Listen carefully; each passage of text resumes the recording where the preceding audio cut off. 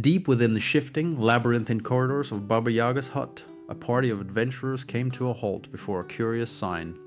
The message was clear and ominous. It claimed that inside the room were two brothers guarding two doors. One path led to Baba Yaga's vault, while the other led to certain death.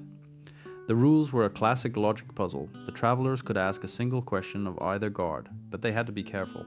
One brother always told the truth, and the other always lied. The party discussed their strategy in hushed tones before stepping inside there. They found two halfling guards, one burly and the other handsome. Behind them stood two very different exits. One was a grand, intimidating portal that looked like it guarded a queen's ransom. The other was a plain, mundane door tucked off to the side. The group's spokesperson stepped forward, confident he could outsmart the riddle. He looked at the brawnier guard and asked the golden question. If I were to ask your brother which door leads to the vault, what would he say? The guard looked genuinely confused. He thumbed over his shoulder at the large intimidating door and replied he would say it's that one. Before the party could even process the answer, the second guard chimed in, pointing at the same grand door. Yeah, he said.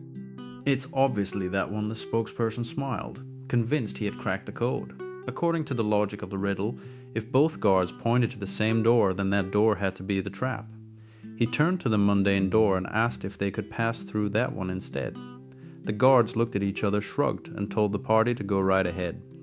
The adventurers grew cautious. They didn't just rush in. Instead, they stayed back and sent the dwarf forward to open the door first. The dwarf gripped the handle, braced himself for a magical ambush, and pulled.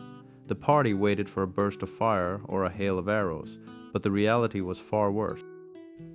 As the door swung open, a foul, overwhelming stench filled the corridor. It turned out the sign was nothing more than a practical joke left by a third brother. The guards weren't magical protectors, and the grand door wasn't a vault. The mundane door simply led to the latrine, and as the party gagged on the air, they realized the sign hadn't been lying about one thing. It really did smell like death.